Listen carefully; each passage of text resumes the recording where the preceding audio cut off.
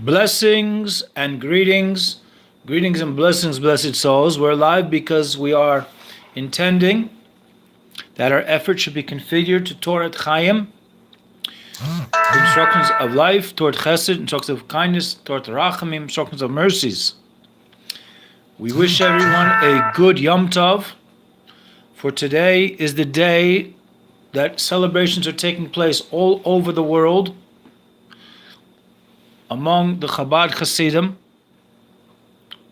also known as Lubavitcher Hasidim, and friends of Chabad Hasidim, friends of Lubavitch, and also it's a celebration for the Bnei Noach, the Chasidit Olam, the pious ones of the nations of the world. For today marks the anniversary that 220 plus years ago, the first Chabad Rebbe, Rav Shneur Zalman of Liadi, whose picture you see behind the memorial candle, and just I want to add parenthetically, today's humble efforts are dedicated towards the elevation of the soul. My dear mother-in-law, Maras Rivka Fortuna Aliyah Shalom Bas Daniela Alava Shalom.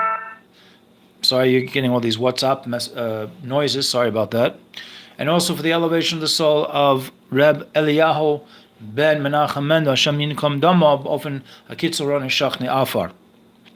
It was on this day over 200 years ago, almost 220 years ago, I believe, that the first Chabad Rebbe of Shneur Zalman of Liadi was notified that he would be released from jail. He had been false charges had brought against him that he was going to lead a rebellion against the Russian government, Tsarist Russia. The method of government was through the king, called the Tsar of those days, the Tsar, we call him.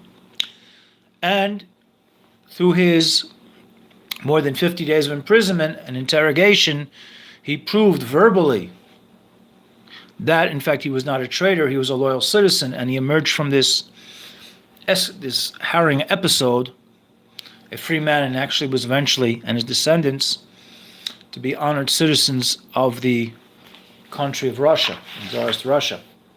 So what I want to do is I want to pluck out some teachings that were delivered by the sixth Chabad Rebbe, who was one individual, who was the last Lubavitcher Rebbe in Lubavitch, Russia, in Belarus, Rebbe Yosef Yitzhak Schneerson. These are some teachings that he delivered at a gathering in Tuf Shin Yud, corresponding to 1949, less than 2 months before he ascended to the next level of life. Here we go. The guidance that is offered in the spiritual lifestyle of Chassidim comprises two modes of divine service. One mode is avoda, meaning service, to work, alluding to prayer, the service of the heart. Goals should be attained only by means of avoda. In this case, again, hard work, toiling of the soul, toiling of the body. Among Chassidim, there is no such thing as saying that such and such happens to be the case for no particular reason.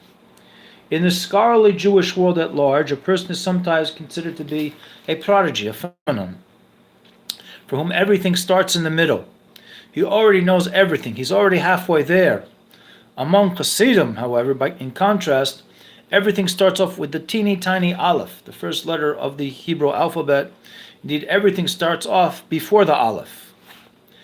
The four blank white lines indicating intervals in a Sefer Torah scroll, as people understand it to be, signify that which transcends mortal intellect.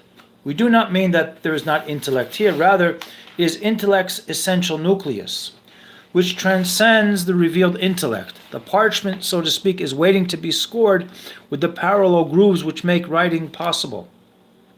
If writing, so to speak, is called for, there is material ready to be written, but it cannot be written, for it is so sublime that it cannot be garbed in letters.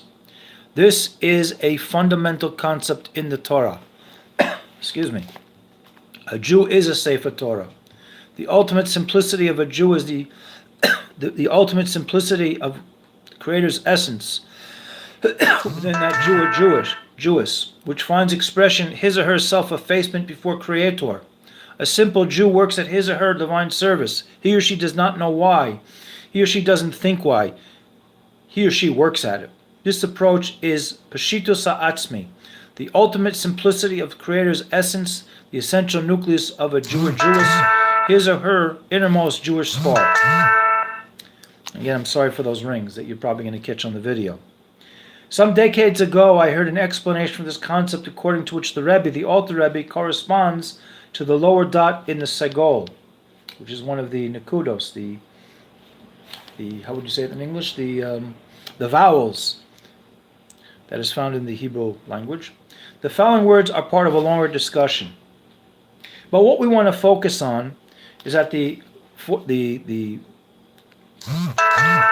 founder of the modern Hasidic movement, the Baal Shem Tov, perceived the lofty worth of simple Jews, in which the simple essence of divinity is to be found. The Baal Shem Tov's perception corresponds to the right-hand dot of the segol, for the right signifies the attribute of chesed, kindness. His successor, the Maggid of Medrash, sought that the innermost and most essential point of the soul should find revealed expression. He concentrated on scholarly and intellectual Jews. His approach corresponds to the left-hand dot of the segol, which is again a vowel in the Hebrew alphabet. The Alter Rebbe made of these people sensitized receptors, vessels, so that their soul's innermost and most essential point would be able to find revealed expression. He cannot bear to see the pitiful state of simple folk. That which the Baal Shem Tov innovated, and the Maggid revealed, the Alter Rebbe drew downward and transformed into vessels, by means of which there should be revealed in every Jew the innermost and most essential point of the soul, the simple essence of divinity. The self-sacrifice of the Alter Rebbe was physical. It was Mesiras Nefesh that involved the Alter Rebbe's body, which is a body of Mesiras Nefesh, a body of self-sacrifice. Original man, Adam's body was sublime, but it was endowed to him as a gift from above. The Alter Rebbe attained his own level by means of avoda. He worked on himself, blessed souls. I'm adding that parenthetically. The self-sacrifice of the Alter Rebbe and the subsequent Rebbeim that followed him made it simple for a man to reveal with himself Peshitus ha'atzmus, the simple essence of divinity.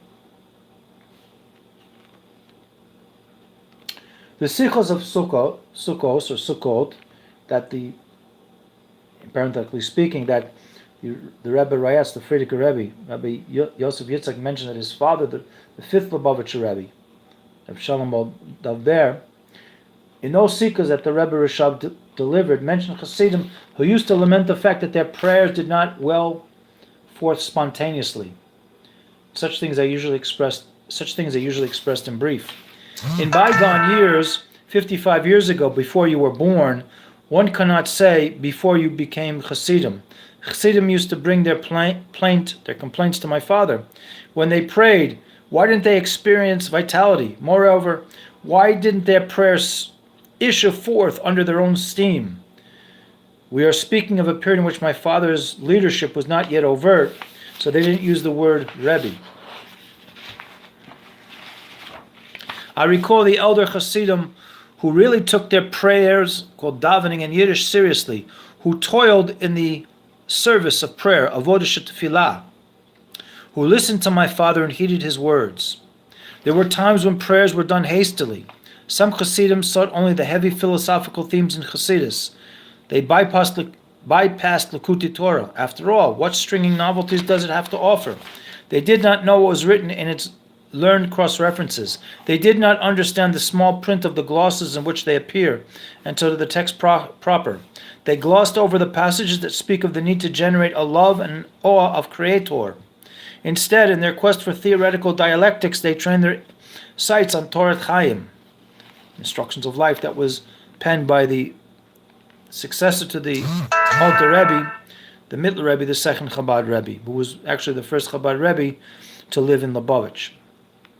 For the elder Hasidim, by contrast, the focus of their avoda service was davening, prayer. I remember even unscholarly Jews, ordinary people whose world included kasha and kugel, Yiddish words for two types of food. If you've been to a Shabbos table of a Torah observant Jew, you might access these type of scrumptious foods, who invested earnest effort into their davening, prayers, townsmen of Lubavitch like Ben Zion and Yosef Mordechai. Yosef Mordechai, who was burly and bulky, took his prayer services seriously. Mondays and Thursdays' prayer experiences were different from Sundays. On those days, as he recited the penitential entreaties beginning Vahu Rachum, the tears would trickle down his cheeks. I am also certain that he did not know the meaning of most of the words, especially in the rougher patches, but his prayers were for real. His sighs as he read those passages have accompanied me for decades. Oh, for those Jewish townships of those days.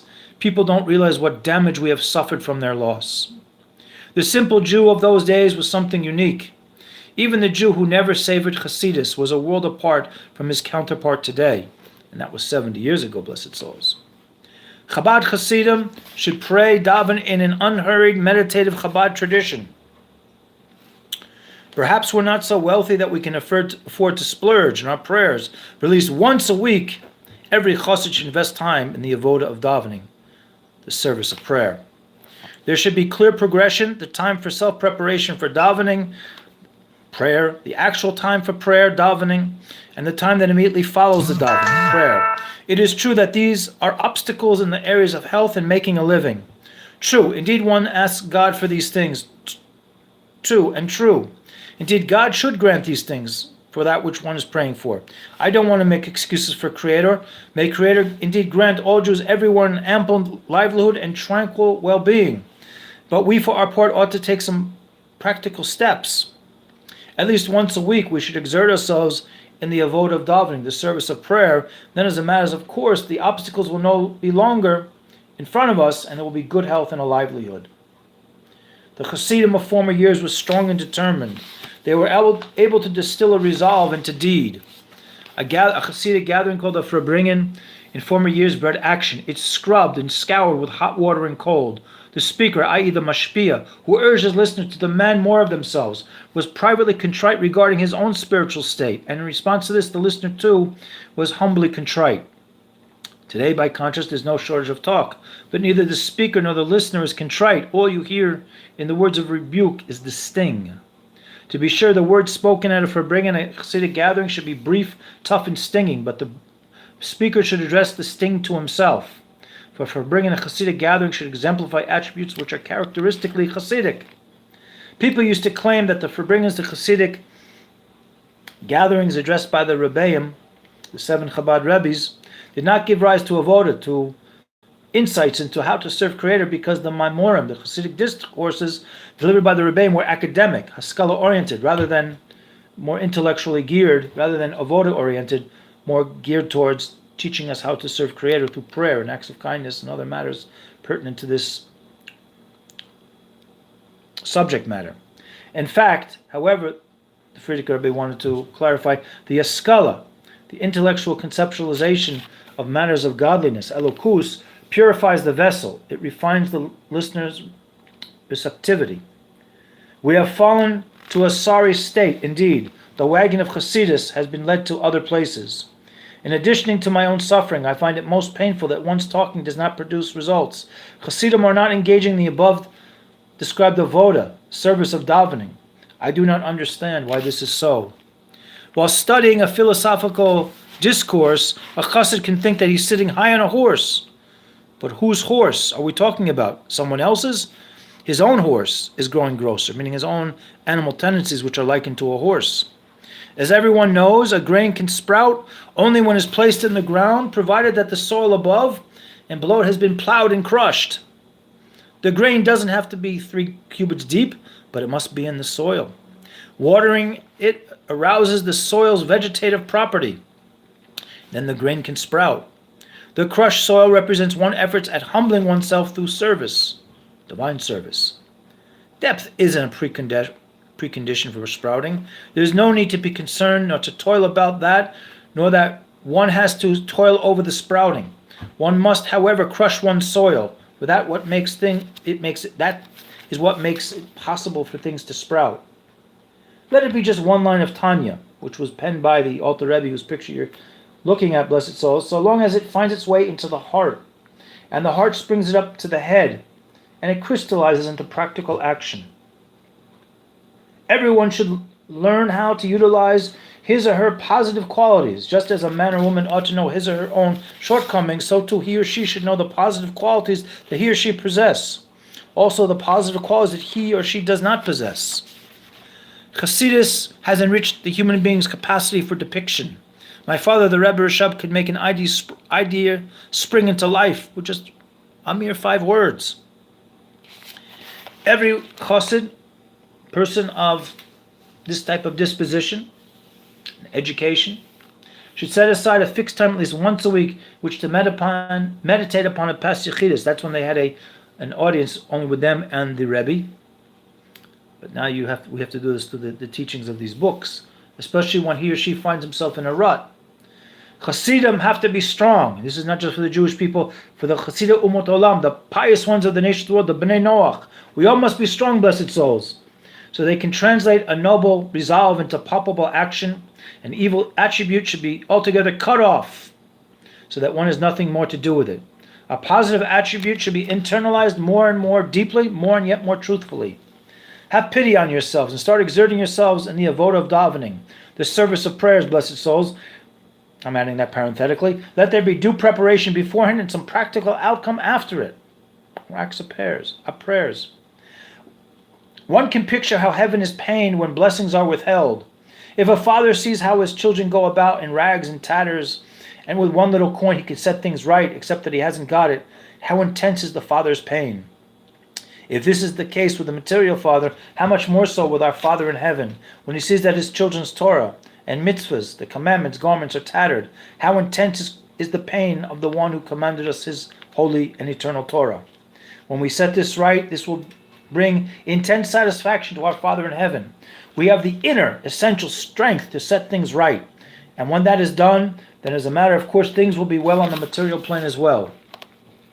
At that point, the Rebbe Rayatz asked those to sing a Chassidish song, known as the Arba Bovos, and then he asked for a happy niggin, and they sang Ni Zritzi Klapsik, and the Rebbe Rayatz said, Doyedem, we shall set out and arrive. May the Creator grant that everything be blessed with success materially and spiritually. May all this manifest in the way of Ahavachad, one love, Gorlachad, one destiny, Kulana follows Badarchinom Daksham, in a pleasant and peaceful way. And the Rebbe spilled out all the agenda or the matters that were spoke 70 years ago today, blessed souls. Let's take those words to heart and spread it around the world, for all 7.5 billion human beings are all faithful stewards of this blessed earth, whether they know it consciously or subconsciously. We can bring these words into well springs of deliverance for the entire human family experience. L'hamshik Be'ez Hashem Yisparek, to be continued with the help of the Most High.